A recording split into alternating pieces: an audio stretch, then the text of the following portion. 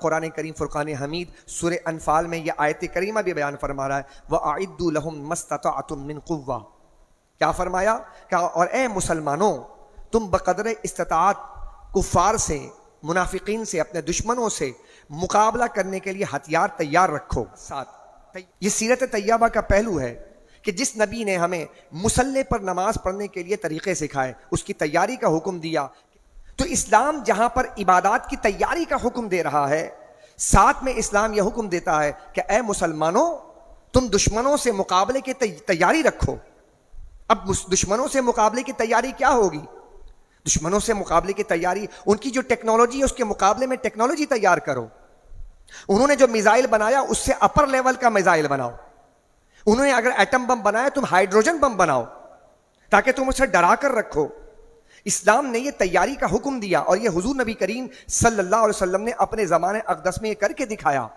13 سال مکی زندگی کے اندر تلوار نہ اٹھایا آپ صلی اللہ علیہ وسلم نے، اس وقت افراد کو تیار کیا، اپنے افراد کو اندر سے تیار کیا۔ نماز، روزہ، زکوٰۃ یہ ابتدائی مراحل میں بتائے گئے مدنی زندگی کے اندر تاکہ اندر سے پختہ ہو جائیں۔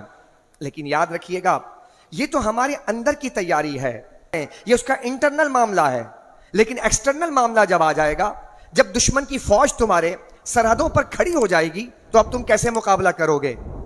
اب تمہیں نماز نہیں بچائے گی، اب تمہیں روزہ نہیں بچائے گا، اب تمہیں حج نہیں بچائے گا۔ تم بولو ہم تو بڑے نمازی ہیں، تو کیا آپ کے نمازی کہنے کی وجہ سے وہ بمباری نہیں کریں گے؟ توجہ ہے اس بات پر؟ غور کر رہے ہیں؟ بات واضح ہو رہی ہے کہ یہ انٹرنل معاملہ ہے۔ تو اب دشمنوں سے مقابلہ کرنے کے لیے کیا ہوگا؟ تو اسلام ایک دین مکمل ہے، دین کامل ہے۔ یہ صرف اور صرف انٹرنل مسائل کے سلوشن کے لیے نہیں آیا، یہ صرف آپ کے ذات کی تطہیر کے لیے نہیں آیا، بلکہ آپ کو پورا مکمل ضابطہ حیات بتانے کے لیے آیا۔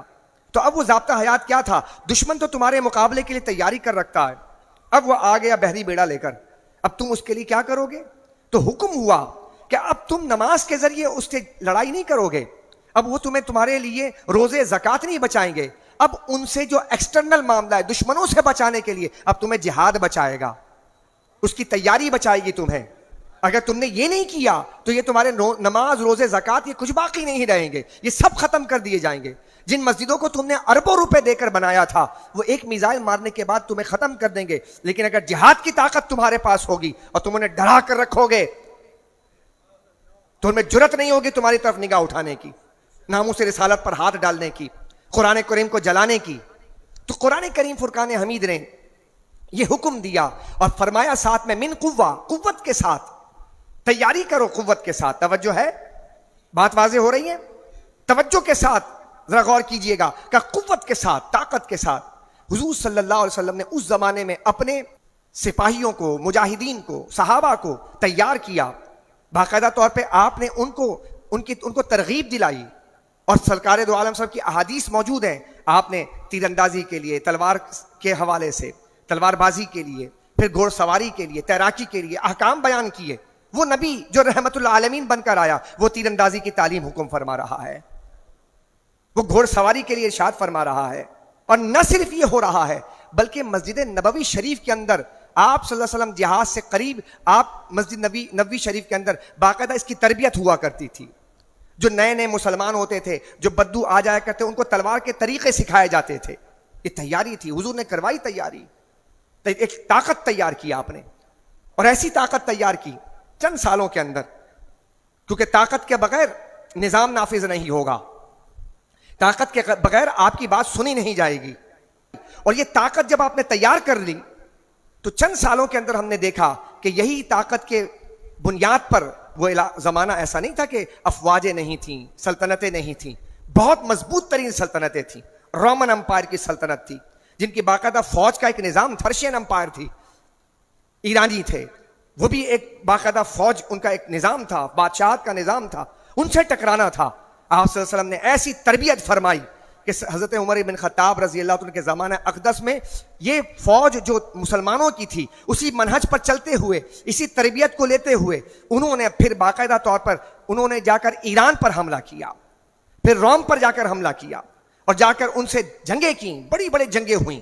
اور ان جنگوں کے نتیجے میں اللہ پاک نے مسلمانوں کو فتح کے طور پر ایران بھی عطا کیا اور پھر قیصر و کسریٰ کے در و دیوار اور محلات بھی عطا کیے. یہ سب آپ دیکھیں, غور کیجئے. حضور جس وقت دنیا سے تشریف لے کر گئے تو 10 لاکھ مربع میل تھا مسلمانوں کی ریاست. اب دیکھیں یہ سیرت کا پہلو دیکھیں آپ کہ اسلام یہ نہیں کہتا بس 10 لاکھ مربع میل پہ آپ نے اکتفا کر لیا.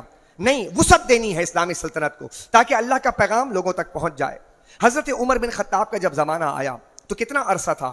چند سالوں کا عرصہ تھا. توجہ ہے آپ کی یہ بات پر؟ 2.25 سال حضرت صدیق اکبر کا زمانہ اور 10 سال حضرت, ذرا زور سے بولو یار, عمر کا, کہ 12 سال کا عرصہ. 12 سال میں حضرت عمر رضی اللہ تعالیٰ عنہ نے وہ حکمت عملی, وہ اسٹریٹجی اپنائی, جنگی حکمت اقدامات اپنائے کہ آپ نے 10 لاکھ مربع میل کی جو حکومت تھی اس کو 22 لاکھ مربع میل تک پہنچا دیا. 12 لاکھ مربع میل تک پہنچا دیا آپ نے. تو یہ ایک اس ریاست کی ذمہ داریوں کو بیان کیا کہ ریاست کی ایک ذمہ داری ہے. ریاست کی ذمہ داری فقط یہ نہیں ہے کہ وہ آپ کو روٹی دے. ریاست کی ذمہ داریوں میں سے یہ ذمہ داری ہے کہ وہ اپنے قوم کا دفاع بھی کرے اور اس کے لیے باقاعدہ اب فوج تیار کی جائے. اب دیکھیں یہاں پر یہ پہلو واضح ہونا چاہیے کہ حضور نبی کریم صلی اللہ علیہ وسلم نے خود بیان فرمایا قوت سے کیا مراد ہے. قوت, قرآن کی آیت پر غور کیجئے, لہم مستطاعتم من قوہ, اے مسلمانوں تم بقدر استطاعت ان سے مقابلہ کرنے کے لیے ہتھیار تیار رکھو, قوت تیار کرو. اب قوت سے مراد یہ حضرت عقبہ بن عامر بیان کرتے ہیں, کہتے ہیں مسلم شریف کی حدیث ہے, بیان کیا کہ میں نے رسول اللہ کو یہ فرماتے ہوئے سنا ہے ان قریب تمہارے لیے زمینیں فتح کی جائیں گی اور اللہ تمہیں کافی ہوگا اور تم میں سے کوئی شخص اپنے تیروں کے ساتھ کھیلنے سے عاجز نہ ہو. پھر فرمایا سرکار دو عالم صلی اللہ علیہ وسلم کہ اس قوت کی تفسیر کرتے ہوئے بیان کیا حضرت عقبہ بن عامر کہ میں نے رسول اللہ کو ممبر پر, جس ممبر پر حضور نماز, روزے اور زکوٰۃ کے احکام بیان فرماتے تھے, اس ممبر پر عقبہ بن عامر صحابی رسول کہتے ہیں وَأَعِدُّ لَهُم مَّا اسْتَطَعْتُم مِّن قُوَّةٍ کی تفسیر فرماتے ہوئے سنا ہے.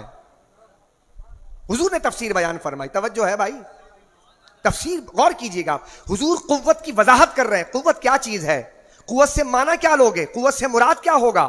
حضور نے قوت کی تفسیر کیا بیان کی, سنو. حضور فرماتے ہیں یقیناً قوت تیر اندازی ہے, رمین پھینکنا, تیر اندازی ہے.